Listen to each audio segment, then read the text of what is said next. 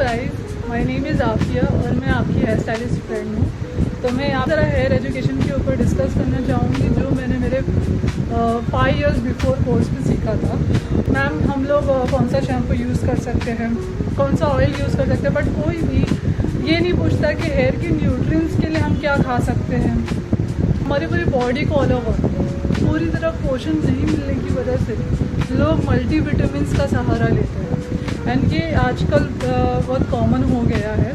But still लोगों को multivitamins में भी क्या क्या न्यूट्रिएंट्स इंपॉर्टेंट होते हैं वो भी लोगों को इतना प्रॉपर पता नहीं होता and then they just go to a doctor and जो डॉक्टर सजेस्ट करते हैं वो खा लेते हैं। सो हमारे हेयर जो होते हैं वो 3 पार्ट्स में डिवाइड होते हैं। 3 पार्ट्स कैसे, जैसे कि हमारा रूट, हमारा स्कैल्प, हमारे मिड हेयर, हमारा जो मिड है एंड हमारे जो एंड्स, ये जो हमारा एंड होता है।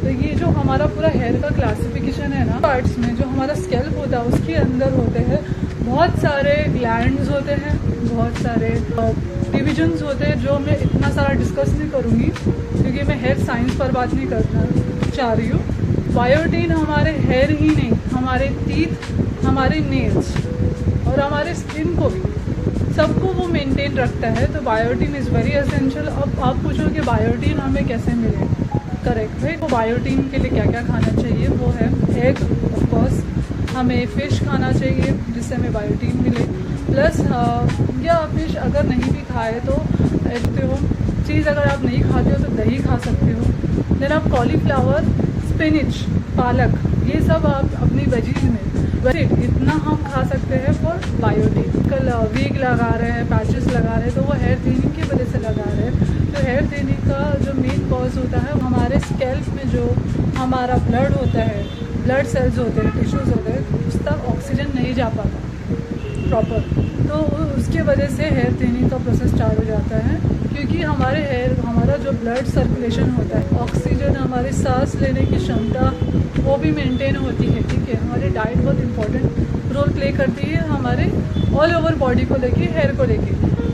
We can go for meat, हम मीट खा सकते हैं। अगर आप मीट नहीं खा सकते हैं, ऑरेंज खा सकते हैं, लेमन खा सकते हैं। You can go for vegetables जो हमारे विटामिन सी का काम भी कर रहे हैं, विटामिन डी का भी कहीं ना कहीं काम कर रहे हैं। विटामिन सी जो हमारे हेयर को, डैमेज हेयर को मेंटेन करता है, विटामिन डी जो होता है हमारे हेयर लॉस को मेंटेन करता है। सो ऑल ओवर ये सब भी आयरन से ही कनेक्टेड होते हैं। Now we are going towards B12। अभी B12 का काम क्या होता है, सबसे इम्पॉर्टेंट जो हमारे हेयर के लिए बायोटीन के बाद, क्योंकि B12 इसलिए एसेंशियल होता है हमारे हेयर के ब्रेकेज के लिए। जो हमारे बाल टूटते हैं, राइट, तो वो ब्रेकेज होता है B12 की कमी होने से। अब B12 हमें B12 कैसे मिलेगा?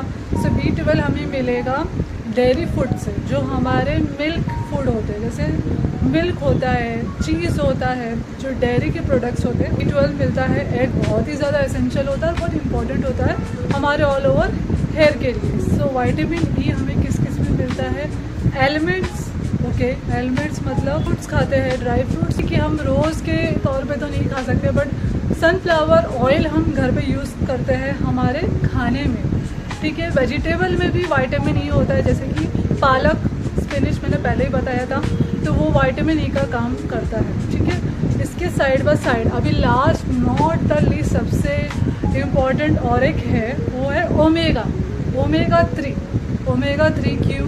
Because omega is made up of fish, जिसमें होते हैं फैटी एसिड्स और जो हमारी पूरी हेल्थ होती है बॉडी की, उस न्यूट्रिएंट्स देते हैं। अच्छा, आपको पता होगा जो लोग फ़िश खाते हैं वेलबींग को, और जल्दी हम एजेड नहीं हो सकते। जो ज़्यादा सैल्मन फ़िश हम बोल सकते हैं, जो कि बहुत अच्छा होता है ओमेगा 3 के हिसाब से। और भी काफ़ी सारे फिशेस हैं जो खा सकते हैं, that's not a problem. And ये सब के साथ हमारा हेयर कंप्लीट होता है न्यूट्रिएंट्स। ये सारे न्यूट्रिएंट्स हमारे हेयर के लिए बहुत इंपॉर्टेंट होते हैं। लिए अगर हमें ये रोज़ बेसिस पे नहीं मिल रहा है, सो मैंने जो फूड बताया हम उसको इंक्लूड करके हमारी डाइट को मेंटेन कर सकते हैं रैदर देन टेकिंग मल्टीविटामिन्स। हाँ, अगर आप मल्टीविटामिन्स के लिए भी जाना चाहते हैं, आजकल मार्केट में निकल चुके हैं काफ़ी सारे, आपको गमीज़ मिलेंगे जो आपकी हेयर हेल्थ को मेंटेन करते हैं। क्योंकि आप रोज़ बेसिस पे उसको खा नहीं सकते, तो आप उससे भी मेंटेन कर सकते हैं। जो मल्टीविटामिन्स पे नहीं जाना चाहते हैं, जो नेचुरली अपने हेयर को एनहेंस करना चाहते हैं, so they can go for this foods. हफ्ते में 3 बार आप खा सकते हो ये सारे। इतना ही आज के लिए था हमारे हेयर एजुकेशन को लेके। नेक्स्ट मैं टॉपिक और भी हेयर के बारे में, जो हेयर की साइंस को लेके है, वो मैं डिस्कस करूँगी। Thank you so much guys. Take care of your hair. Hair is the biggest asset, okay, and keep young, keep yourself young, stay young.